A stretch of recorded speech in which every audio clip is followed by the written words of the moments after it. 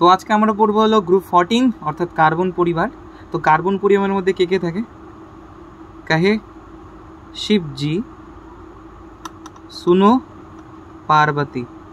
कहे शिव जी सुनो पार्वती অর্থাৎ কার্বন, সিলিকন, জার্মেনিয়াম, টিন এবং লেড। ঠিক আছে, এদের ইলেকট্রন বিন্যাস দেখতে হবে, এদের কি ইলেকট্রন বিন্যাস জানতে হবে,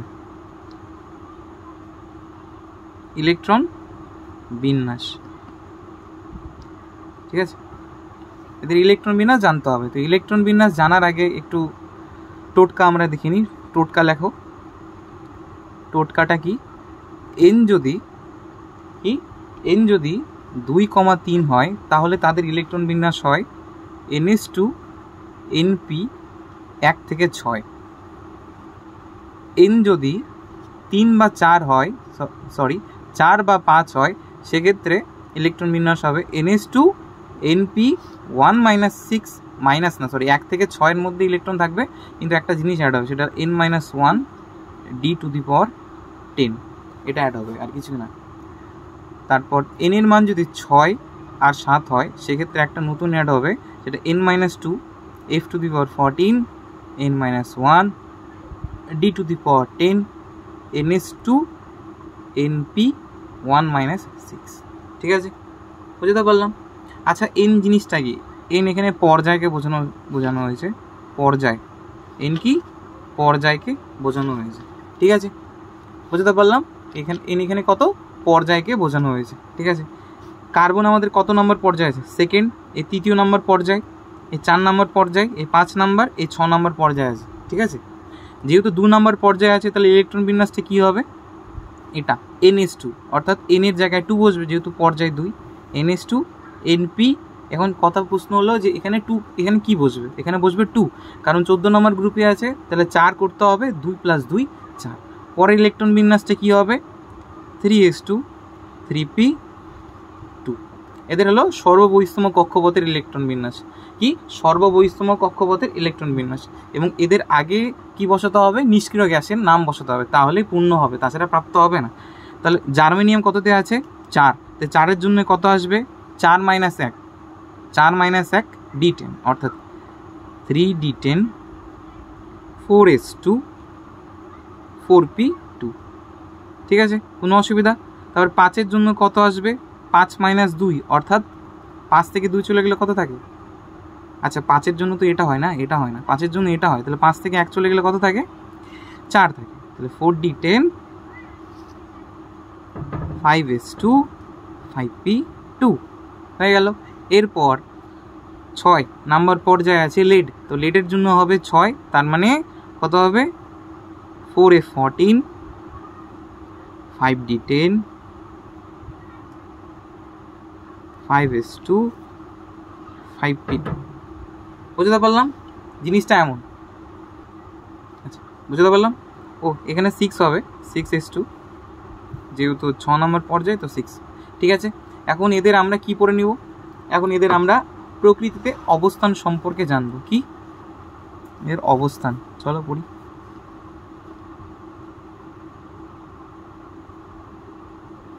ঠিক আছে, এবার প্রথমে আমরা পড়ব কার্বনকে নিয়ে। কাকে নিয়ে? কার্বনকে নিয়ে। কাকে নিয়ে? কার্বনকে নিয়ে।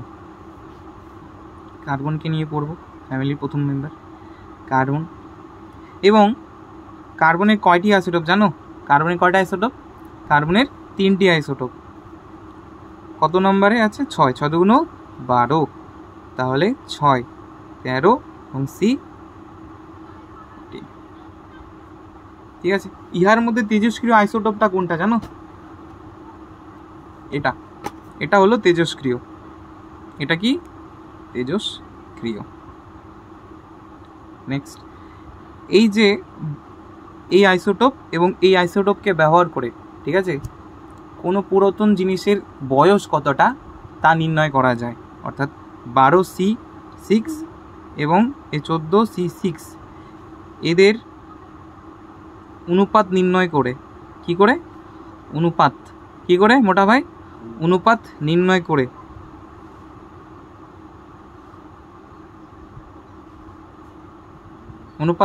করে জীবাশ্ম দের বয়স নির্ণয় করা হয়, যা কি নামে পরিচিত? কে বলতে পারবে? রেডিও কার্বন ডেটিং নামে, রেডিও কার্বন ডেটিং নামে পরিচিত। ঠিক আছে, রেডিও কার্বন ডেটিং নামে পরিচিত, রেডিও কার্বন ডেটিং নামে পরিচিত। বুঝতে পারলাম? ঠিক আছে, এখন আমরা পড়বো হলো সিলিকন সম্পর্কে, সিলিকনকে নিয়ে, অর্থাৎ এসআইকে নিয়ে। কার্বনের পর সিলিকন, এখন সিলিকনকে নিয়ে পড়বো। ঠিক আছে, প্রাচুর্য অর্থাৎ ভূত্বকে এদের প্রাচুর্য অনেক বেশি।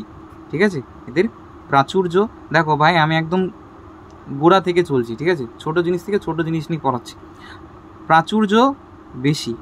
ঠিক আছে, এরা ভূত্বকে কিভাবে পাওয়া যায়, এদের কোথা থেকে আমরা পাই, মানে কোন খনিজ বা কোন আকরিক থেকে আমরা পেয়ে থাকি? এক, ঠিক আছে, সিলিকেট হিসেবে থাকে এরা। কী হিসেবে? সিলিকেট হিসেবে থাকে। কী হিসেবে? সিলিকেট, সিলিকেট লেগে, সিলিকেট ও সিলিকা হিসেবে, সিলিকা হিসাবে পাওয়া যায়। ঠিক আছে, সিলিকার সংকেতটা একটু মনে রাখো, SiO2। ঠিক আছে, 2 নম্বর, এরা প্রধানত অর্ধপরিবাহী, অর্ধপরিবাহী হিসেবে, অর্ধপরিবাহী হিসেবে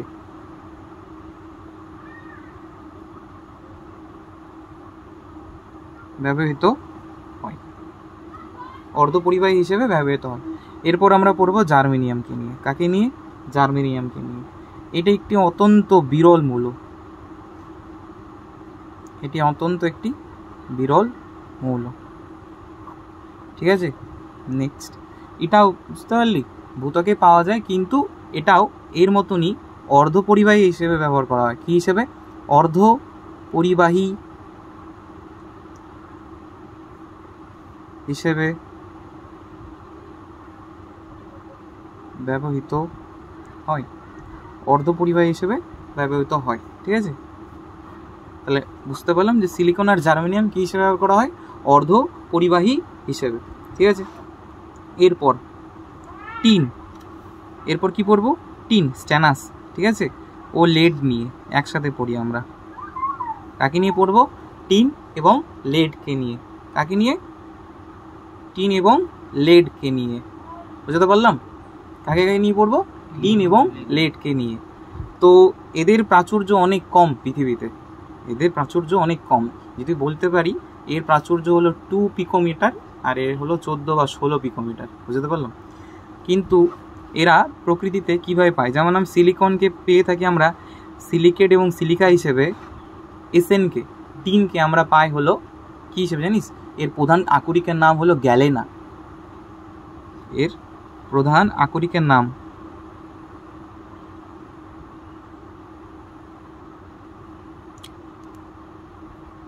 প্রধান খনিজের নাম কি বলতে পারবে? কি বললাম? গ্যালেনা। গ্যালেনা, সংকেতটা তো মনে রাখতে লাগবে। আচ্ছা আচ্ছা, আমি একটু উল্টা বলে দিলাম, পিবির উল্টো, পিবিরটা হবে এটা, বুঝতে পারলি? পিবির প্রধান খনিজ হলো গ্যালেনা, পিবিএস। ঠিক আছে, আর এসএনেরটা কী হবে?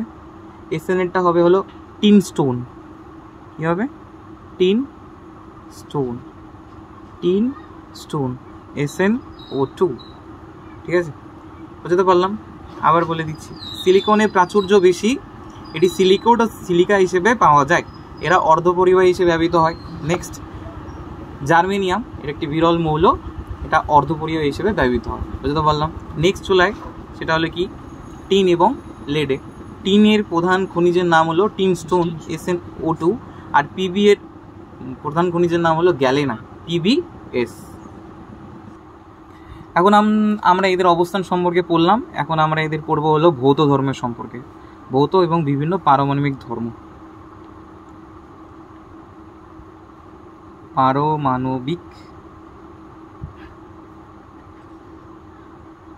ও ভৌত ধর্ম সম্পর্কে। ঠিক আছে, প্রথমে পড়বো হলো কি নিয়ে বলো তো, পারমাণবিক ব্যাসার্ধ।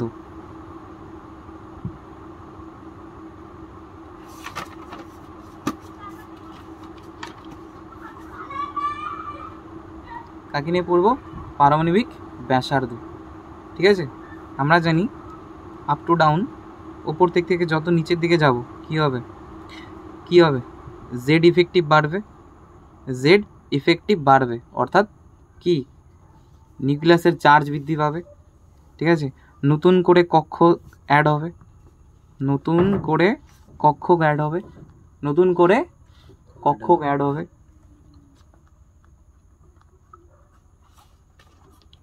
নতুন করে কক্ষক যুক্ত হবে, যার কারণে কি হয়, সাইজটা কি হয়ে যায়, সাইজটা কি হয়, বৃদ্ধি পায়। ঠিক আছে, সাইজটা কি হয়, বৃদ্ধি পায়। তার জন্য কার্বন, সিলিকন, জার্মেনিয়াম, স্ট্যানাস এবং লেড, কার তেলে আকারটা বড়, নিচের দিকে যে থাকবে তার আকার বড়। ঠিক আছে, বোঝাতে পারলাম, তার আকারটা বড়। নেক্সট, আয়োনাইজেশন এনার্জি বা আয়োনাইজেশন এনথালপি। আমি আগেই বলেছি, টোটকা হিসেবে বলেছি যে আয়োনাইজেশন এনার্জির সাথে পারমাণবিক ব্যাসার্ধের কি সম্পর্ক, উল্টো সম্পর্ক। কি সম্পর্ক, উল্টো সম্পর্ক। ঠিক আছে, পারমাণবিক ব্যাসার্ধে কি সম্পর্ক, উল্টো সম্পর্ক। ঠিক আছে, তাহলে কার্বন, সিলিকন, জার্মেনিয়াম, এসএন এবং পিবি, তাহলে কি তীর মারবে, এটা, তাই তো। হওয়ার কথা এটা কি না, হওয়ার কথা এটা কি না, বাট এখানে একটু স্ক্রিনিং এফেক্ট অর্থাৎ আবরণী ক্ষমতার, ঠিক আছে, ইনার পেয়ার ইফেক্টের কারণে পিবির আয়োনাইজেশন এনার্জি এসএনের তুলনায় বেশি হয়ে যায়। ঠিক আছে, তাহলে হওয়ার কথা এটা, বাট হয় না, আসলে কি হয়, পিবি চলে আসে, দেন এসএন আসে, হয়ে গেল। ঠিক আছে, বুঝতে পারলাম। নেক্সট, নেক্সট এবার পড়বো আমরা কি হলো তড়িৎ ঋণাত্মকতা। কি, তড়িৎ ঋণাত্মকতা। ঠিক আছে, কি পড়বো, তড়িৎ ঋণাত্মকতা।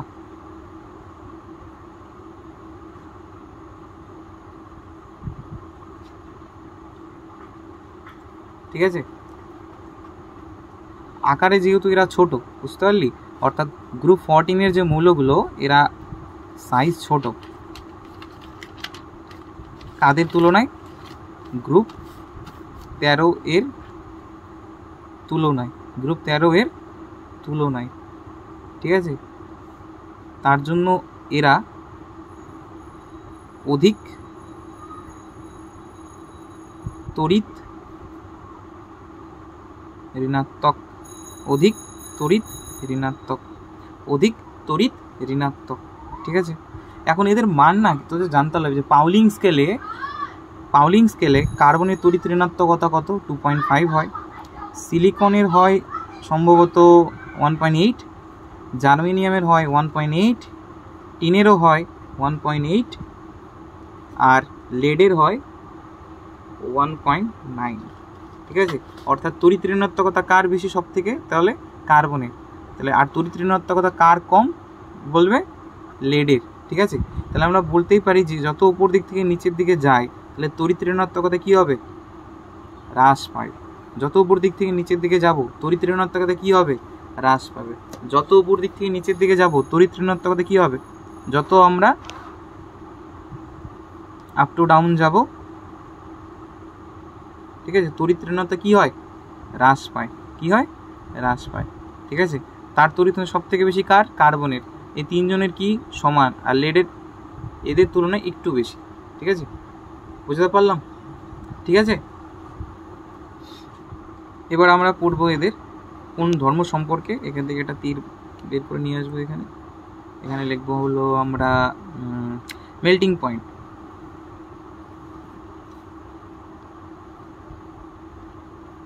অর্থাৎ গলনাঙ্ক সম্পর্কে। গলনাঙ্ক কি বলতো, যত উপর দিক থেকে নিচের দিকে যাব এরা ডিক্রিজ করবে, মতলব গলনাঙ্ক কমতে থাকবে। কি হবে, গলনাঙ্ক কি হবে, কমতে থাকবে। হ্যাঁ, তাহলে এটার সিরিজটা কেমন হবে, সেম অ্যাজ আয়োনাইজেশন এনার্জি। অর্থাৎ আয়োনাইজেশন এনার্জির যে সিরিজটা আছে, এই যে সিরিজটা, এটাই হলো গলনাঙ্কের সিরিজ, ঠিক আছে, বুঝতে পারলাম? এটাই গলনাঙ্কের সিরিজ, অর্থাৎ কার্বনের গলনাঙ্ক বেশি, সিলিকন দেন জার্মেনিয়াম। তারপর এখানে দেখো স্ক্রিনিং ইফেক্টের কারণে, আবরণ ইফেক্টের কারণে এসএন এর কম হয়, বাট পিবির বেশি হয়ে যায়, পিবি এসএন হয়ে গেল, ঠিক আছে, ওকে। এবার নেক্সট নতুন একটা ধর্ম, যেখানে তোমাদের জায়গা আছে সেখানে লেখো, কোনো অসুবিধা নেই, আমি এর জন্য এইভাবে লিখতেছি, মানে একটা পেজে সব যেতে হয়ে যায়, ঠিক আছে। এরা হলো ক্যাটিনেশন ধর্ম দেখায়।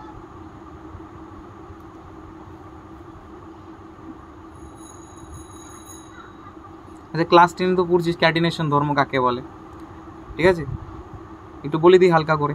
মৌলের পরমাণুর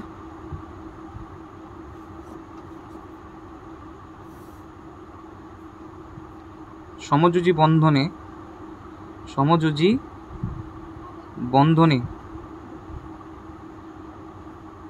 যুক্ত হয়ে দীর্ঘ শৃঙ্খলও তৈরি করতে পারে, চেইনও তৈরি করতে পারে, অথবা বলয় রিংও তৈরি করতে পারে, বুঝতে পারলি? মানে শৃঙ্খলই তৈরি করবে তার কোনো কথা নেই, বলয় তৈরি করতে পারে, বুঝতে পারলি? জিগজ্যাগ বা যেমন আমরা বেনজিন চিনি আর কি, বেনজিন টাইপের যে কোনো একটা রিং তৈরি করতে পারে। মানে সমযোজী বন্ধনে যুক্ত হয়ে দীর্ঘ শৃঙ্খল বা বলয় গঠন করার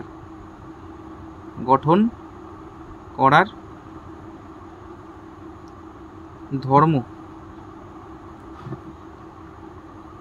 ক্যাটিনেশন ধর্ম। কি ধর্ম?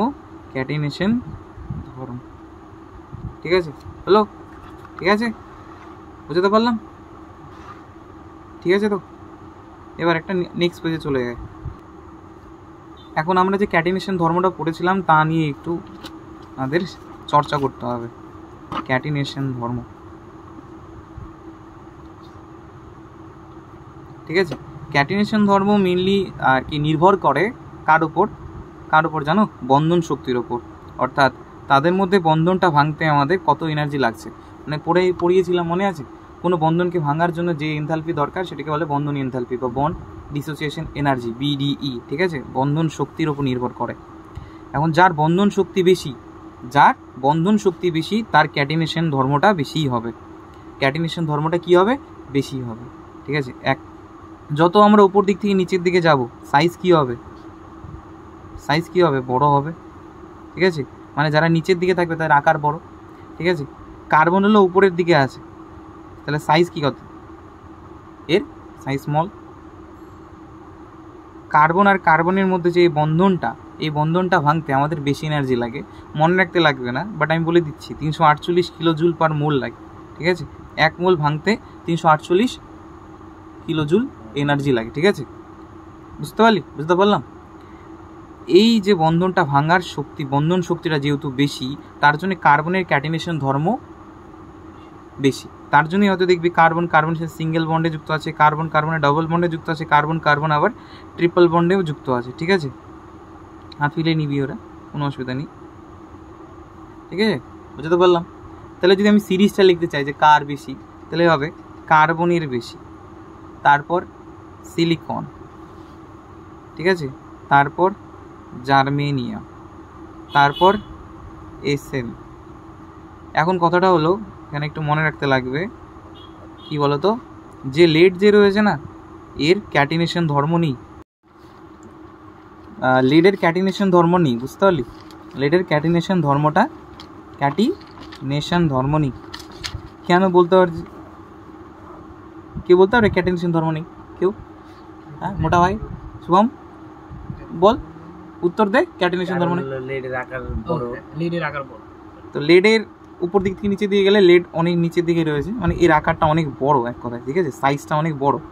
সাইজটা বড় হওয়ার কারণে লেড আর এই যে লেডের যে বন্ধনটা আছে এটা ভাঙার জন্য অত বেশি শক্তি দিতে হয় না, বন্ধন শক্তি খুবই কম, তার জন্য ক্যাটিনেশন ধর্মটা লেডের নেই বললেই চলে, ঠিক আছে, ক্যাটিনেশন ধর্ম নেই। এখন আমরা পড়বো এদের হলো জারণ অবস্থা, ঠিক আছে। জারণ অবস্থাটা খুব আর কি ইম্পর্টেন্ট, বুঝতে পারলি? জারণ অবস্থা, তার জন্য এটাকে একটা পার্টে লিখতেছি, জারণ অবস্থা, ঠিক আছে, জারণ অবস্থা দেখে নে। কাকে নিয়ে আমরা ডিসকাস করতেছি? Group number 14। তো এর মধ্যে রয়েছে হলো এরা হলো দুটো জারণ অবস্থা প্রদর্শন করে, একটা হায়ার এবং একটা লোয়ার অক্সিডেশন স্টেট। একটা হায়ার অক্সিডেশন স্টেট আর একটা হলো লোয়ার অক্সিডেশন স্টেট, ঠিক আছে? তো হায়ার অক্সিডেশন স্টেট যখন উপর দিক থেকে নিচের দিকে যাব, হায়ার অক্সিডেশন স্টেট যখন উপর দিক থেকে নিচের দিকে যাব, আবার বলতেছি আপ টু ডাউন যখন যাব, কী হবে? আপ টু ডাউন যখন যাব, ঠিক আছে, হায়ার অক্সিডেশন স্টেট, তখন কী হবে জানিস? হ্যাঁ, কী হবে বলতে পারবি? Higher oxidation state up to down যখন যাব, বুঝতে পারলি? এটা কী হবে? ডিক্রিজ করবে। কী করবে? ডিক্রিজ করবে। ডিক্রিজ হবে, ঠিক আছে? লোয়ার অক্সিডেশন স্টেট যখন আপ টু ডাউন যাব, ঠিক আছে, তখন এরা কী হবে? স্টেবিলিটি কী হবে? ইনক্রিজ করবে। বুঝতে পারলাম? যেহেতু এরা গ্রুপ 14-এ আছে, কি গ্রুপ 14-এ আছে, তার জন্য এরা +4 জারণ সংখ্যা প্রদর্শন করবে। কি +4 জারণ সংখ্যা প্রদর্শন করবে? কি +4 জারণ সংখ্যা প্রদর্শন করবে, ঠিক আছে? বুঝতে পারলাম? হ্যাঁ, এটা কি কোথায় লেখা আছে জানিস? মানে ইনার পেয়ার ইফেক্টে লিখে রাখ যে ইনার পেয়ার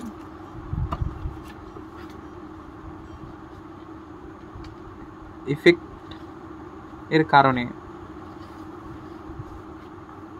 ইনার পেয়ার ইফেক্টের কারণে, ঠিক আছে, যখন আমরা ই করবো আর কি, মানে উপর দিক থেকে নিচের দিকে যাব, ঠিক আছে, স্টেবিলিটি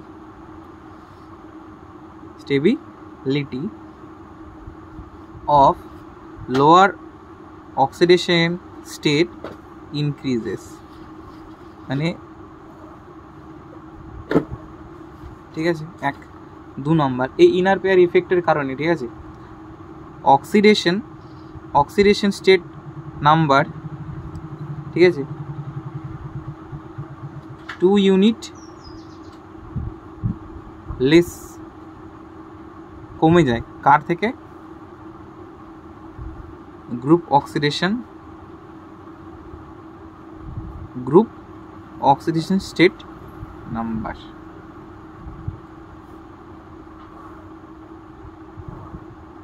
ঠিক আছে, মানে এক কথায় এরা হলো যেহেতু গ্রুপ 14-এ রয়েছে, কিসে রয়েছে? গ্রুপ 14-এ কি আছে? কার্বন, সিলিকন, জার্মেনিয়াম, টিন এবং লিড। আমি হায়ার অক্সিডেশন স্টেটের কথা বলছি, হায়ার অক্সিডেশন স্টেট, ঠিক আছে, হায়ার অক্সিডেশন স্টেট। এবং যদি এখন লোয়ার অক্সিডেশন স্টেটের কথা বলি, তাহলে এটা লিখে নিব আগে, তারপর আমি জিনিসটা লিখতেছি। দেখো, এটা যেহেতু কত নম্বর গ্রুপে আছে? 14। তাহলে কত নম্বর জারণ সংখ্যা প্রদর্শন করবে? +4 অ্যান্ড +4। এবার কতটা হলো? এই ইনার পেয়ার ইফেক্টের কারণে, ঠিক আছে, ইনার পেয়ার ইফেক্ট পড়াইছি আগের ক্লাস, আগে 4-5 দিন ধরে এটাই পড়াইছি আমি, ইনার পেয়ার ইফেক্ট, ঠিক আছে। এই অক্সিডেশন স্টেট কী হয়ে যায়? ইনার পেয়ার ইফেক্টের কারণে গ্রুপের যে oxidation number, group oxidation number 4, inert pair ইফেক্টের কারণে কত কমে যায়? 2 কমে যায়। তাহলে কী দেখাবে? +2, ঠিক আছে। অনেক দিন মানে বহু বছর আগে ধরে, মানে তোদেরকে একই জিনিস পড়াইছি যে যত উপর দিক থেকে নিচের দিকে যাব, ঠিক আছে, কম জারণ সংখ্যায়, কি কম জারণ সংখ্যায় মৌলগুলির পরমাণু থাকতে চায়, তাই তো? মৌলগুলির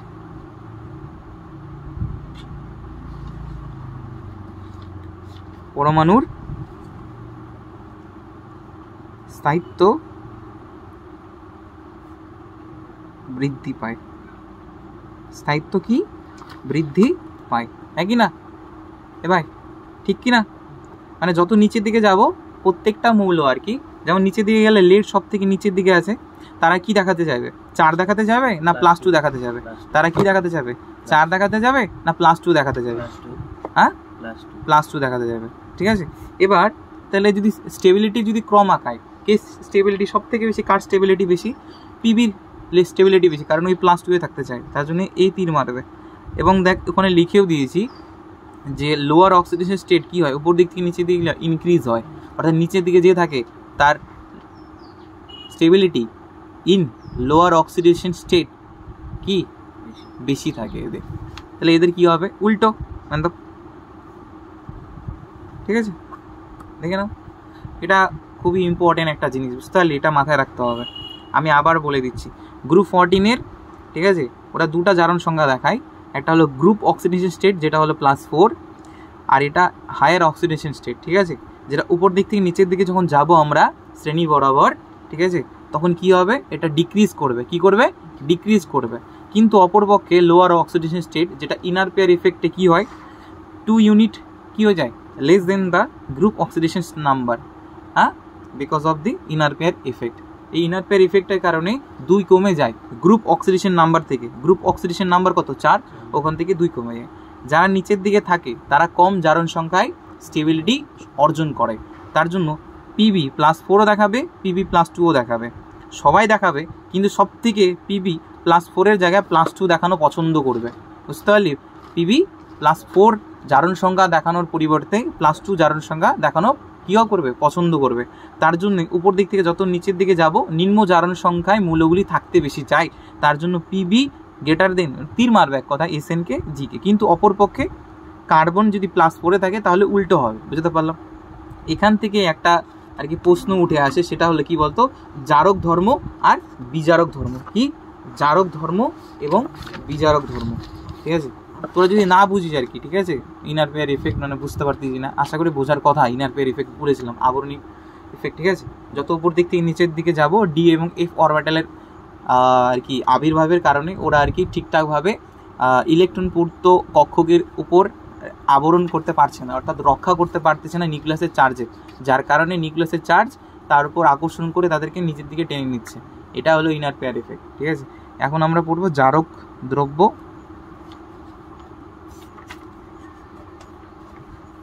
ও বিজারক দ্রব্য। মানে ওই যে জারণ সংখ্যা সেখান থেকেই কিন্তু আসলাম, সেখান থেকেই তো আসলাম, তাই না? এটা বোঝার আগে তোদেরকে একটু অন্য কিছু জেনে নিতে হবে। সেটা কি? আশা করি জানিস জারণ কাকে বলে। জারণকে আমরা কি বলি, ইংরেজিতে কি বলি? অক্সিডেশন, তাই তো?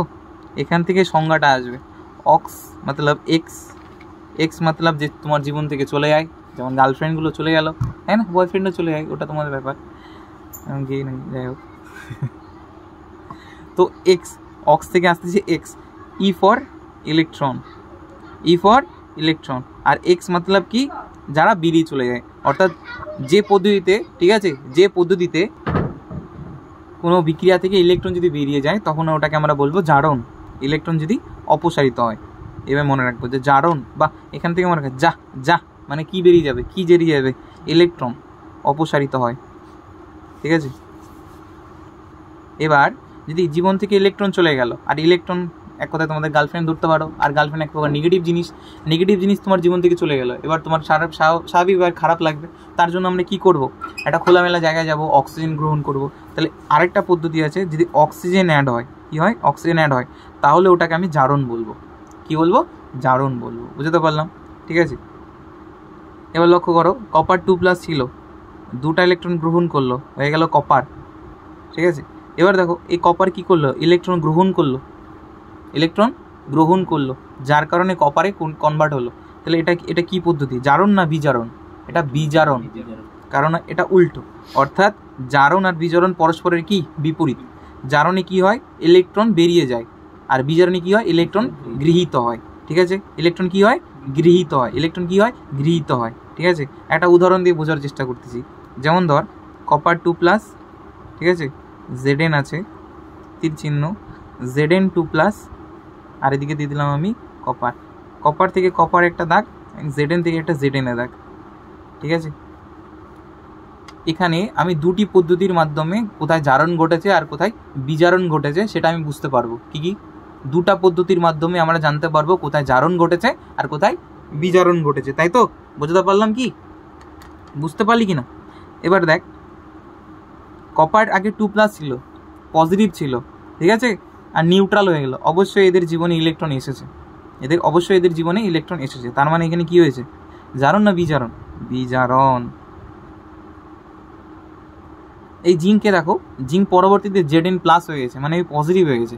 পজিটিভ কখন হবে, যখন জীবন থেকে কি নেগেটিভ বের করে দেবে, তার জন্য বলে বি পজিটিভ। জীবন থেকে যত নেগেটিভ জিনিস, গার্লফ্রেন্ড হোক যাই হোক, ওগুলোকে বের করে দাও। যেমন কটা ইলেকট্রন বের করে দিয়েছে? 2টা ইলেকট্রন বের করে দিয়েছে। যেহেতু ইলেকট্রন বের করে দিয়েছে এটাকে কি বলবো? জারণ। এটা 1 নম্বর পদ্ধতি, ঠিক আছে। 2 নম্বর পদ্ধতি, এদের জারণ সংখ্যার পরিবর্তনের মাধ্যমে আমরা জারণ না বিজারণ হয়েছে তা বুঝতে পারবো। কপারের আগে জারণ সংখ্যা কত ছিল? এখানে +2। এখন এদিকে কপারের জারণ সংখ্যা কত হয়েছে? 0, ঠিক আছে। যদি জারণ সংখ্যা কমে যায়, কি জারণ সংখ্যা কমে যায়, অক্সিডেশন নাম্বার যদি কি হয়? কমে যায়, তাহলে ওখানে কি হয়? সেখানে কি ঘটে? সেখানে ঘটে বিজারণ, কমে যাচ্ছে বিজারণ। আর লক্ষ্য করো জেডেন এখানে জারণ সংখ্যা কত ছিল? 0, বাট এখানে জারণ সংখ্যা কত হয়ে গেছে? +2, অর্থাৎ বেড়ে গেল। যেখানে অক্সিডেশন নাম্বার ইনক্রিজ হয় সেখানে কি বলবো? জারণ। তাকে কি বলবো? জারণ। মানে অক্সিডেশন নাম্বার যদি কমে যায় তখন আমি ওটাকে বলবো, সেই বিক্রিয়াকে বলবো বিজারণ। আর অপর পক্ষে যদি অক্সিডেশন নাম্বার বেড়ে যায় তখন ওটাকে কী বলবো? জারণ। এখানে আরেকটা জিনিস তোমাকে জানতে হবে, যেহেতু আমরা জারক দ্রব্য আর বিজারক দ্রব্য পড়ছি, তার জন্য জারণ জিনিসটা আমরা পড়ে নিলাম। জারণ আমরা 2টা পদ্ধতির মাধ্যমে বের করলাম, ইলেকট্রন এবং অক্সিডেশন নাম্বার। আপাতত আমাদের ইলেকট্রন নাম্বার অর্থাৎ অক্সিডেশন নাম্বারের ভিত্তিতে জানতে হবে। যারা জারণে অংশগ্রহণ করে বা জারণ করতে চায় তাদেরকে কি বলবো? বিজারক দ্রব্য। বিজারক দ্রব্য। যারা জারণ করতে চায় তাদেরকে কি বলবো? বিজারক দ্রব্য। তাহলে এখানে বিজারক দ্রব্যকে জেডেন হলো বিজারক দ্রব্য। এবং অপরদিকে যারা বিজারণ করতে চায় তাদেরকে কি বলবো? জারক দ্রব্য, ঠিক আছে। তাদেরকে কি বলবো? জারক দ্রব্য। এখানে জারক দ্রব্যকে কপার +2 ক্যাটায়নটা, ঠিক আছে, বুঝতে পারলাম। এখন আমরা জানি যে গ্রুপ বরাবর যত উপর দিক থেকে নিচের দিকে যায়, লোয়ার অক্সিডেশন স্টেট এর স্টেবিলিটি ইনক্রিজ হয়। দেখো আমি লিখেছিলাম এটা, কার্বন +4, তারপর সিলিকন +4, তারপর জার্মেনিয়াম +4, তারপর স্ট্যানাস +4 এবং লেড +4। এবার দেখো লক্ষ্য করো, এই লেডটা যেহেতু নিচের দিকে আছে, তারা এদের লোয়ার অক্সিডেশন স্টেটে থাকার প্রবণতা অনেক বেড়ে যাবে। +4-এ থাকতে চাইবে না +2-এ থাকতে চাইবে? এই +2-এ থাকতে চাইবে। কিসে? +2-এ থাকতে চাইবে। এবার লক্ষ্য করে দেখো, জারণ সংখ্যা কত ছিল? +4 হয়ে গেল +2, অর্থাৎ জারণ সংখ্যা ডিক্রিজকে কি বলছিল মনে আছে? অক্সিডেশন নাম্বার যদি ডিক্রিজ হয় তখন ওটাকে কি বলছিলাম? ওটাকে বলেছিলাম বিজারণ। ওকে কি বলেছিলাম? বিজারণ, ঠিক আছে, দেখা যাচ্ছে। ওকে কি বলেছিলাম? বিজারণ বলেছিলাম। অক্সিডেশন স্টেট যদি কমে যায়, অক্সিডেশন স্টেট না, অক্সিডেশন স্টেট নাম্বার যদি কমে যায় তখন কি বিজারণ বলবো। দেখ নাম্বার কমে গেছে তখন কি বলবো? বিজারণ বলবো। আর যারা এই বিজারণে অংশগ্রহণ করে তাকে কি বলবো? জারক দ্রব্য। কি বলবো? জারক দ্রব্য। একটা প্রশ্ন হয়ে গেল। তার জন্য হয়তো তুমি কোনো বইয়ে প্রশ্ন পেতেই পারিস যে লেড আর কি জারক দ্রব্য হিসেবে কাজ করে কেন? তখন বলবি যে লেড যে উচ্চতম জারণ সংখ্যা নিম্নতম জারণ সংখ্যায় থাকতে চায় ইনার পেয়ার ইফেক্টের কারণে। ডি এবং এ ব্লক যেহেতু ওর মধ্যে রয়েছে তার জন্য ইনার পেয়ার ইফেক্টের কারণে এরা লোয়ার অক্সিডেশন স্টেট আর কি দেখাতে চায়, এবং এই লোয়ার অক্সিডেশন স্টেটেই ওরা স্থায়িত্ব আর কি বেশি পায় ওদের, ঠিক আছে, বুঝতে পারলাম। ঠিক তেমনি এসএন ওর কি বল? এসএন কি বল? এবার এসএন এর জন্য যদি বলতে হয় কি করবি বল?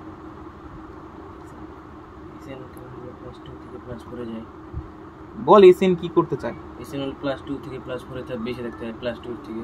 এরা কিসে থাকতে চায়? +2 এ থাকতে চায় না +4 এ থাকতে চায়? দেখ মানে এক কথায় যদি আমি বলি, মানে জার্মেনিয়াম এবং এসএন এই তিনজনই বুঝতে পারলি +2 জারণ সংখ্যা প্রদর্শন করে। হ্যাঁ, এরাও +2 জারণ সংখ্যা প্রদর্শন করে, বাট +2 জারণ সংখ্যা প্রদর্শন করার ক্ষমতা সব থেকে বেশি এর, ঠিক আছে। তো আমরা তো দেখলামই যে Pb4+ আর কি Pb2+ থাকতে চায়, তার জন্য আর কি জারক দ্রব্য হয়ে যাচ্ছে, বুঝতে। আগের দিন মোবাইলটার চার্জ দিয়ে ঠিক সব দিয়ে ঠিক রাখতে লাগবে, নাহলে বারবারই Pb4+ থেকে Pb2+ কনভার্ট হচ্ছে, বুঝতে পারলি, তার জন্য এই জারক দ্রব্য। এরাও হতে পারে কিন্তু থাকে না, এর পাওয়ারটা এর থেকে তুলনায় বেশি আর কি, এই বেশি থাকতে চায়।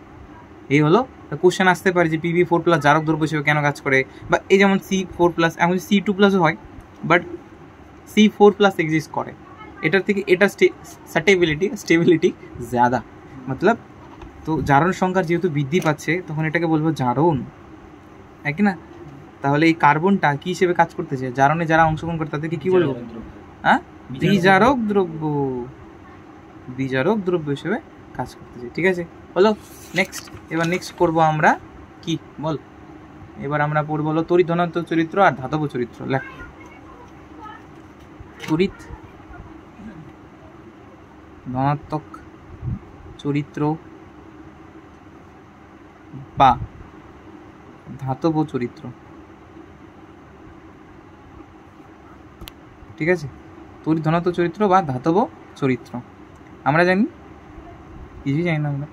উপর দিক থেকে যত নিচে গিয়ে যাবো, আপ টু ডাউন যাবো। ঠিক আছে, আপ টু ডাউন যাবো, বুঝতে পারলাম কি, আপ টু ডাউন যাবো, যত উপর থেকে নিচের দিকে যাব। ঠিক আছে, তড়িৎ ধনাত্মক চরিত্র আর কি বাড়ে, তড়িৎ ধনাত্মক চরিত্র আর কি বাড়ে। কেন?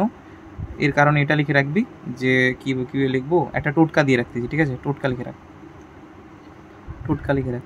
ঠিক আছে, সাইজের সাথে আয়নাইজেশন এনার্জির কী সম্পর্ক, ব্যস্তানুপাতিক সম্পর্ক। ঠিক আছে, এবং তার সাথে সাথে মেটালিক ক্যারেক্টার, ধাতব চরিত্র,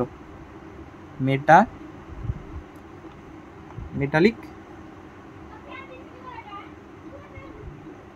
ক্যারেক্টার সমানুপাতিক সম্পর্ক। ঠিক আছে, এটা লিখে তাও হবে যদি আর কি কোশ্চেন আসে। এখন তো কোশ্চেন আসবে না, এমসিকিউ তো এখন এমসিকিউ করে দিয়ে আমি এমসিকিউ জাস্ট টিক মেরে চলে আসবে, একদম ঢিল ঢিল মেরে চলে আসবে। বুঝতে পারলাম? তড়িৎ ধনাত্মক চরিত্র, তাহলে সব থেকে তড়িৎ ধনাত্মক চরিত্র কার বেশি? লেডের বেশি, যেহেতু নিচের দিকে আছে, অর্থাৎ তার ধাতব চরিত্রটাও বেশি। ঠিক আছে, কাহে শিবজি সুনো পার্বতী। ঠিক আছে, এই যে মনে থাকবি এসএন আর পিবি, টিন এবং লেড এরা কি ধাতু, জার্মেনিয়াম। ঠিক আছে, এই হলো ধাতু কল্প, কি ধাতু কল্প। আর এরা কি কার্বন আর সিলিকন, এরা হলো অধাতু। এরা কি অধাতু, এরা কি অধাতু, এরা কি ভাই অধাতু। ঠিক আছে, উপর দিক থেকে যত নিচের দিকে যাবো, যেহেতু মেটালিক ক্যারেক্টার বৃদ্ধি পায় তার জন্য আর কি এসএন এবং পিবি এরা কি ধাতু। মনে আছে আমরা করেছিলাম, বাবা এলো গাড়ি নিয়ে ইনথলে। ঠিক আছে, কহে শিবজি সুনো পার্বতী, তারপর নানা পাটেকার ঐশ্বরিয়া সব বিন্দাস। মনে আছে? অ্যালুমিনিয়াম থেকে এগুলো ধাতু, তারপর এসএন থেকে ধাতু, তারপর মনে আছে বিসমাত। ঠিক আছে, এটা অধাতু, এটাও অধাতু। আর ধাতু কল্প, এটা অধাতু, এই দুটো ধাতুগুলো 1 2 2 1। হ্যাঁ হ্যাঁ, 1 2 2 তারপর 1, মানে এটা ধরবো না আমরা, এটা ধরবো আর কি, এটা ধরেছিলাম তাই তো। আর অনেক অনেক বই আর কি সিলিকন আর জার্মেনিয়ামটাকে ধাতু গল্প ধরা হয়, যে এখন কে কী হিসেবে নিচ্ছে এটা তাদের ব্যক্তিগত ব্যাপার। বাট আমরা কার্বন আর সিলিকনকে অধাতু নিব, জার্মেনিয়ামকে ধাতু গল্প নিব, যেহেতু সিলিকন আর জার্মেনিয়াম খুব কাছাকাছি, এবং সিলিকনও অর্ধ পরিবাহী হিসেবে ইউজ হয়, অর্ধ, এবং জার্মেনিয়ামও অর্ধ পরিবাহী হিসেবে, তাই এটাকে মাঝামাঝি প্রায় বলতে ধাতু কল্প। বাট এটা হলো, এটা দুজন ধাতু। ঠিক আছে, বুঝতে পারলাম? এখন আমরা পড়বো হলো বহু বন্ধন গঠন। কি বহু বন্ধন, মাথাটা ঘুরে শেষ। মিললে আজ এখানে আমরা কাকে নিয়ে পড়বো? যারা অধাতু ছিল না, কারা? কার্বন এবং সিলিকন, এদেরকে নিয়ে করব। কার্বন, ঠিক আছে, কার্বন কার্বনের সাথে, কার্বন তারপর আবার হলো মানে অক্সিজেনের সাথে এবং নাইট্রোজেনের সাথে, বুঝতে পারলি, বহু বন্ধন গঠন করে। কি করে? বহু বন্ধন গঠন করে। কারণ হিসাবে বলতে পারি যে কেন বহু বন্ধন গঠন করলো। ঠিক আছে, এরা তাই একই পর্যায়ের মধ্যেই আছে, মনে আছে না? কার্বন, হাইড্রোজেন, অক্সিজেন, ফ্লোরিন, নিয়ন, সোডিয়াম, ম্যাগনেসিয়াম সামথিং, এরা হলো একই পর্যায়ে আছে। কার্বনের মধ্যে হলো 2p অরবিটাল, আর এগুলোর মধ্যেও সবগুলোর মধ্যেই 2p অরবিটাল, এর মধ্যেও 2p অরবিটালই রয়েছে, বুঝতে পারলি? সবগুলোর মধ্যে 2p অরবিটাল রয়েছে। এবার বহু বন্ধন তাদের মধ্যে হয় যাদের মধ্যে সমান সমান অরবিটাল, অর্থাৎ সমান শক্তি সম্পন্ন অরবিটাল থাকে। যেহেতু কার্বন আর অক্সিজেনের মধ্যে দুজনের মধ্যে অরবিটাল সেম, তার জন্য এরা বহু বন্ধন গঠন করে। যেহেতু অরবিটাল আলাদা, তাহলে বহু বন্ধন গঠন করবে না। তাহলে কারণ হিসেবে কি লিখবো? লেখ, এক্ষেত্রে 2p অরবিটাল এর মধ্যে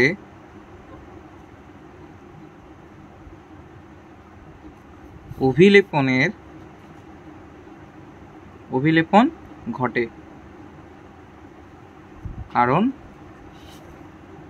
কারণ অরবিটালের শক্তি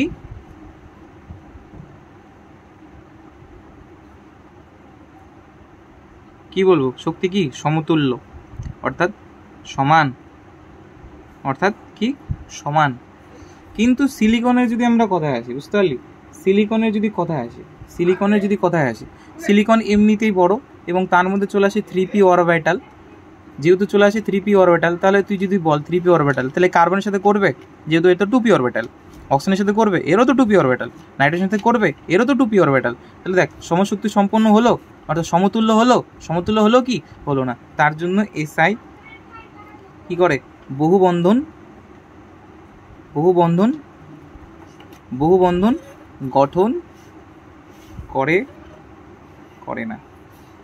ঠিক আছে, তাহলে এরা করেটা কি দাদা, ঠিক আছে, এরা হলো পি পাই ডি পাই ব্যাক বন্ডিং অংশগ্রহণ করে। সিলিকন কি করে, পি পাই এবং ডি পাই বন্ডিং করে, ঠিক আছে, পি পাই ডি পাই বন্ডিং করে, ঠিক আছে, মানে পি পাই ডি পাই, এটাকে আবার ডি পাই পি পাইও লেখা হয়, ডি পাই পি পাইও লেখা হয়, মানে যেটা ইচ্ছা তুমি লিখতে পারো, এটাতেও কোনো বাধা নিষেধ নেই। ঠিক আছে, আসলে হয়টা কি দেখলাম, সিলিকনের রয়েছে হলো কি অরবিটাল, 3p অরবিটাল, তাই তো। আর যেহেতু ব্যাক বন্ডিংয়ের জন্য শর্ত একই, যে কি অক্সিজেন নাইট্রোজেনের সাথে ব্যাক বন্ডিং, যাই হোক এদেরও 2p অরবিটাল, এদেরও 2p অরবিটাল, যেহেতু অরবিটাল সেম হলো না, সমতুল্য হলো না, তাহলে এরা কি ব্যাক বন্ডিং করবে না। তাহলে করবেটা কি সিলিকন, বলে আমি ক্যা করু, ধরে যাও ক্যা, তো ভাবছি যে না, তাহলে আমার যে ভ্যাকেন্ট যে ডি অরবিটালটা রয়েছে, ডি অরবিটাল যে ভ্যাকেন্ট হয়ে আছে, সেই ভ্যাকেন্টের ডি অরবিটালের ইলেকট্রনের সাথে আমি এদের পূর্ণ পি অরবিটালের আর কি বন্ধন করাই। যেমন ধর সিলিকনের, ঠিক আছে, সিলিকনের এটা কি একটা 3d অরবিটাল, যেটা হলো ভ্যাকেন্ট অবস্থায় আছে, কি অবস্থায় আছে, ভ্যাকেন্ট অবস্থায় আছে, মানে ফাঁকা। আর আমি যখন নাইট্রোজেনে নিই, নাইট্রোজেনের 2p অরবিটালটা এটা কি ফুলফিল, মানে ফিল হয়ে আছে, মানে পরিপূর্ণ, এক কথায় বোঝানোর জন্য আমি এটা এইভাবে দিলাম। তাহলে কি করবে, যেহেতু এদের জায়গায় ফাঁকা জায়গা আছে, মানে ইলেকট্রন নেওয়ার একটা আশা আছে, বুঝতে পারলি, আশা ছিল, ঠিক আছে, এদের একটা আশা আছে কি ইলেকট্রন নেওয়ার। এখন কথাটা হলো কার কাছ থেকে ইলেকট্রন নেবে, নাইট্রোজেনের কাছ থেকে। নাইট্রোজেন কার কাছ থেকে, নাইট্রোজেনের 2p অরবিটালের কাছ থেকে ইলেকট্রন নিয়ে নিল। এবং মনে আছে আমি একটা বলেছিলাম, যাদের মধ্যে ফাঁকা ডি অরবিটাল থাকবে, যারা কারো কাছ থেকে লোন পেয়ার বা ইলেকট্রন নিবে, তারা লুইস অ্যাসিড হিসেবে কাজ করবে, আর যারা দিবে তারা লুইস ক্ষারক হিসেবে কাজ করবে, তাই তো। সিলিকনের কাছ থেকে নিল, তাহলে বন্ডিংটা কেমন দেখতে হয়ে গেল, সিলিকন নাইট্রোজেন এখানে দিদি হয়ে গেল বন্ডিংটা, বুঝতে পারলি, এরকম জিনিসটা হয়ে যায়। বুঝতে পারলাম কি, বুঝতে পারলি কি বুঝতে পারলি না, ঠিক আছে। তার জন্যই কিন্তু নাইট্রোজেন সিলিকন আর অক্সিজেন সিলিকন, অক্সিজেনের সাথে করতে পারি, এখানে নাইট্রোজেন যা অক্সিজেন দিতে পারতাম তাও হতো, বুঝতে পারলি। মানে এক কথায় নাইট্রোজেন কি দিবে বল, নাইট্রোজেন তার ইলেকট্রনগুলো দিবে, অর্থাৎ নিঃসঙ্গ ইলেকট্রন জোড় দান করবে। নাইট্রোজেন তার নিঃসঙ্গ ইলেকট্রন জোড় দান করবে, নাইট্রোজেন তার নিঃসঙ্গ বা লোন পেয়ার, এক কথায় লিখে নেয় না, লোন পেয়ার দান করবে। কাকে লোন পেয়ার দান করবে, সিলিকনকে লোন পেয়ার দান করবে, যার কারণে উহাদের মধ্যে এক ধরনের অসমযোজী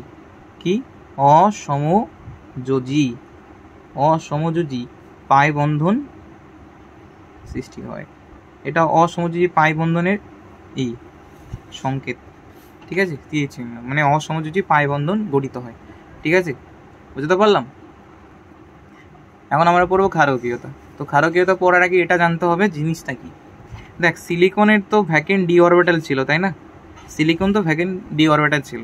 নাইট্রোজেনের ছিল হলো পি অরবিটাল, যেটা আর কি ইলেকট্রন পূর্ণ, অর্থাৎ এদের ছিল লোন পেয়ার, ঠিক আছে।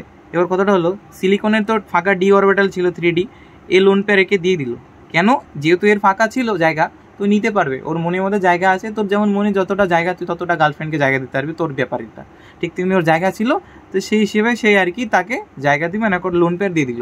এবার কথা হলো, তাহলে আর ইহাদের মধ্যে নাইট্রোজেনের মধ্যে আর ফ্রি লোন পেয়ার থাকলো, থাকলো কি? থাকলো না, যেহেতু দিয়ে দিল এবং দেওয়ার সাথে সাথে কি হয়ে গেল, একটা সিলিকনকে নাইট্রোজেন যেহেতু একটা লোন পেয়ার দিয়ে দিল, যার কারণে উহাদের মধ্যে একটা অসমযোজী বন্ধন তৈরি হয়ে গেল, অসমযোজী বন্ধন তৈরি হয়ে গেল। ফলে কি হলো, লোন পেয়ার আর তো ফ্রি থাকলো না, তাহলে যার কারণে ইহাদের ক্ষারকীয়তা কমে গেল, তার মানে ক্ষারকীয়তা কমে গেল। ঠিক আছে, বেসিসিটি কি হয়ে গেল, কমে গেল, ক্ষারকীয়তা কি হয়ে যাবে, কমে যাবে। তার মানে আমরা কি বুঝতে পারলাম at the end of the this চ্যাপ্টারতে শেষ হয়নি আর কি, লেকচারের শেষে আমরা কি শিখলাম, এটা লাস্ট হয়তো আর পড়াবো না। মানে এক কথায় কি শিখলাম, যে কেউ যদি তার লোন পেয়ারগুলো কাউকে দিয়ে দেয় আর তাকে দেওয়ার সাথে সাথে অসমযোজী বন্ধনে যুক্ত হয়, তার কাছে আর লোন পেয়ার ফ্রি থাকে না, তাহলে তাদের ক্ষারকীয়তা কমে থাকে। আর যদি তার কাছে লোন পেয়ার থাকে, দিচ্ছে না, তাহলে তার ক্ষারকীয়তা বৃদ্ধি পেয়ে যায়। যেমন তোকে একটা যদি প্রশ্ন ধরি, NiCH3 আর এটা আছে NSiH3, ঠিক আছে, বলছে কার ক্ষারকীয়তা বেশি। এখান থেকে দেখে বোঝা যাচ্ছে যে নাইট্রোজেন আর সিলিকনের মধ্যে নাইট্রোজেন কি আছে, তার 2p অরবিটালের যে লোন পেয়ারটা সিলিকনকে দান করবে, যার কারণে এরা এখানে অসমযোজী বন্ধন তৈরি হবে। আর অসমযোজী বন্ধন তৈরি হওয়ার কারণে এখানে লোন পেয়ারের যে ফ্রি লোন পেয়ারটা কমে গেল, যার কারণে এর ক্ষারকীয়তা কি হয়ে গেল, কমে গেল। ক্ষারকীয়তা কি হয়ে গেল, কমে গেল, না বললেই চলে। কিন্তু নিকেল এখানে কি আছে, এখানে সরি নিকেল না, এখানে নাইট্রোজেন আর কার্বন আছে, নাইট্রোজেন আর কার্বন তো দিবেই না, কার্বন তো ওই যে p5d5 ব্যাক বন্ডিংয়ে যায় না, ওরা তো বহুবন্ধন তৈরি করে, তাহলে কার্বন আর নাইট্রোজেনের মধ্যে বহুবন্ধন, কারণ এদের ক্ষারকীয়তা কি হয়ে গেল, বেশি হয়ে গেল। এদের কি হলো, ক্ষারকীয়তা কি হয়ে গেল, বেশি হয়ে গেল, তাই 3 মারবে, শেষ, খতম। এদের স্ট্রাকচারটা কেমন হয়, এদের স্ট্রাকচারটা কেমন হয় জানিস, এদের স্ট্রাকচারটা কেমন, এদের স্ট্রাকচারটা কেমন হয়, এদের স্ট্রাকচারটা এমন হয়, যেহেতু CH3 এই যে লোন পেয়ার, এখানে নিচের দিকেও আছে যেটা আর কি আমরা দেখাই না, বুঝতে পারলি, নিচের দিকেও আছে লোন পেয়ারটা, যেটা আমরা দেখাই না, এটা দেখায়, বুঝতে পারলি। দেখো লোন পেয়ারটা আছে, অসমযোজী বন্ধনে মানে যায়নি, যার কারণে এদের ক্ষারকীয়তা বৃদ্ধি হয়ে গেছে। কিন্তু পরক্ষণে অপর দিকে এদের যেহেতু লোন পেয়ার আর কি চলে গেছে, তার জন্য এদের স্ট্রাকচারটা এমন হয়ে যাবে।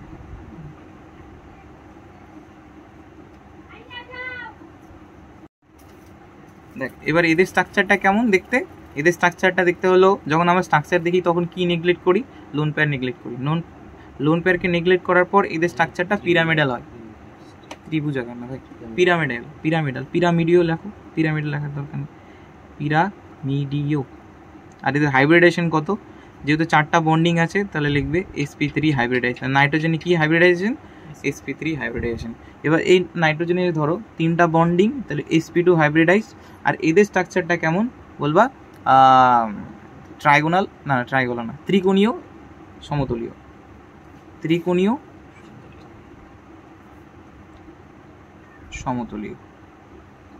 ট্রাইগোনাল প্ল্যানার, ওটাই তো বলতে চাচ্ছিলাম নাকি, সমতলীয়।